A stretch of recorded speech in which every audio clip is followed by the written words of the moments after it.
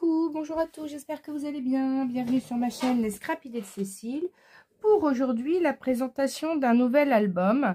Un nouvel album réalisé avec des papiers et des die que de chez Action.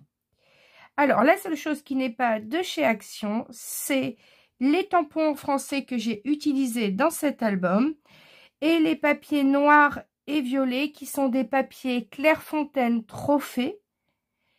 Le noir 210 grammes et le violet 160 grammes parce que j'ai du mal à travailler les papiers unis de chez Action pour la structure d'album. J'ai toujours peur qu'il déchire. Donc voilà. Donc cet album, il est fait pour environ 70 photos, 10 par 15 cm. Donc le bloc que j'ai utilisé, c'est celui que je vous avais montré dans un haul il y a pas si longtemps que ça. Et je vous avais dit que j'en ferais un album avec. Donc le voici. Donc il est violet, j'adore le violet. Il y a des papillons, j'adore les papillons. Donc forcément, ce bloc était fait pour moi. J'ai aussi utilisé ces die avec des feuillages. Alors je vais vérifier que vous voyez bien avec les reflets. Donc ce die là. J'ai aussi utilisé beaucoup ce die là, donc j'ai utilisé le plus petit fleur et le plus grand des die circulaires. J'ai utilisé forcément les petits papillons comme ça pour m'aider à décorer. J'ai aussi utilisé celui-ci pour le papillon et aussi ces feuillages là, pardon. Donc voici pour le matériel utilisé. Donc pour les pages noires, j'ai environ 25 feuilles noires. Les feuilles violettes, j'en ai environ une dizaine. Et j'ai aussi utilisé du papier doré A4. Donc j'en ai utilisé 3 feuilles. Alors c'est des feuilles que j'avais achetées il y a très longtemps chez Action. J'ai plus du tout l'emballage, mais à un moment ils avaient des feuilles miroirs. Donc je les avais achetées là. Récemment, j'en ai trouvé chez Nose et sinon, vous tapez papier miroir et vous en trouvez dans tous les magasins de scrapbooking. Donc ici, vous avez une structure qui fait 20 cm par 20 cm avec une tranche de 7 cm. Donc dans les tutos, j'ai suivi le tuto que j'ai fait moi avec l'album Naissance Ourson Marron. Donc j'ai repris pratiquement, je dis bien pratiquement, le même tuto. Il y a juste 3 pages qui changent. C'est pour ça que vous n'aurez que 2 vidéos tuto, juste pour vous montrer ces nouvelles pages. Le reste, vous avez la vidéo de présentation pour voir les papiers utilisés. Sinon, vous avez sous la barre de description de cette vidéo, toute la playlist de l'album Bébé Naissance. Avec tous les tutos à suivre. Vous avez juste à utiliser ce papier là. Donc voilà. Donc moi c'est vrai que j'utilise beaucoup des papiers en général relativement chargés.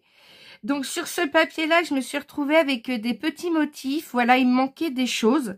Je trouvais qu'il n'y avait pas assez de relief, pas assez de papillons. C'est pour ça que j'ai utilisé des die et des tamponnages pour donner un peu plus de relief, un peu plus d'image à ces papiers. Alors, il y en a qui les trouveront peut-être déjà chargés, mais moi, j'ai l'habitude de travailler des papiers digitaux beaucoup plus chargés, des papiers Stamperia, voilà, ou des papiers Minté, ou voilà, ou Alchimia of Art, des papiers plus chargés, ou du moins avec beaucoup de die cut assortis pour remettre des images sur nos backgrounds, sur nos fonds.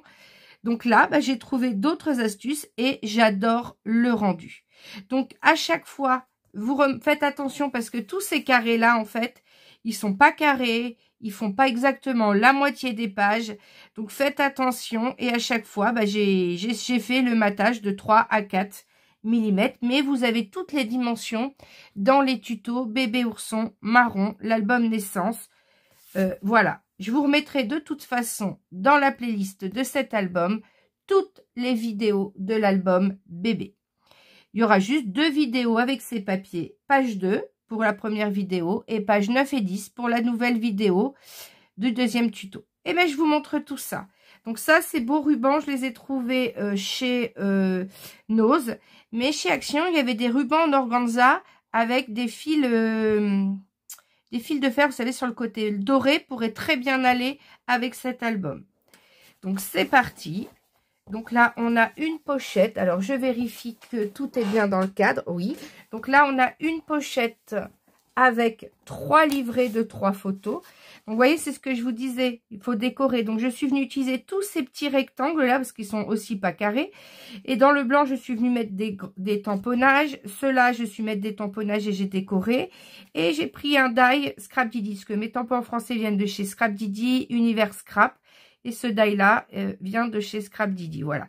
J'ai trouvé de quoi décorer mes papiers que je trouvais un peu nus. Donc, j'ai fait ça pour beaucoup de mes livrets. Donc là, vous avez 9 photos. Donc, cet album est déstructuré. Toutes les pages ne font pas la même taille. Structure originale puisqu'on colle toutes nos pages avant de les décorer. Donc, vous allez découvrir ça à travers le tuto. Donc, des petites flippettes. On ouvre. Chaque jour, une histoire. Donc là, on a un emplacement photo. On ouvre ici, on en a 2 autres. Donc, 3 photos. Hop. Ensuite, ici, donc c'est un petit pop-up. Donc, un petit pop-up que j'avais vu, je ne sais plus sur qui à l'origine. Je l'avais dit dans une ancienne vidéo. Mais là, j'étais obligée de tout redimensionner pour foutre 10 par 15, mais avec une hauteur que de 19. Donc, on ouvre. Et là, on a l'interaction qui se fait. On a 1, 2, 3 grandes photos 10 par 15 et 2 photos 9 par 15 ici. Donc là, on a 5 photos. 1, 2, 3, 4, 5 photos. Donc là, vous avez vu, je me suis encore resservi de ça pour décorer. Ça, c'est découpé à la main avec médaille. Et là, j'ai un livret et un emplacement photomat pour une photo. Mais si vous voulez mettre plus de photos, vous pouvez très bien glisser 2 livrets à l'intérieur à la place. Donc, on peut monter facilement à 70. Donc là, on ouvre. On a 1, 2, 3 photos. Je rappelle, il y a 12 pages. Hein. C'est pour ça qu'on monte très vite. 12 pages. Donc ici, on ouvre. Hop, un emplacement photo. 2, 3, 4 et 5 photos.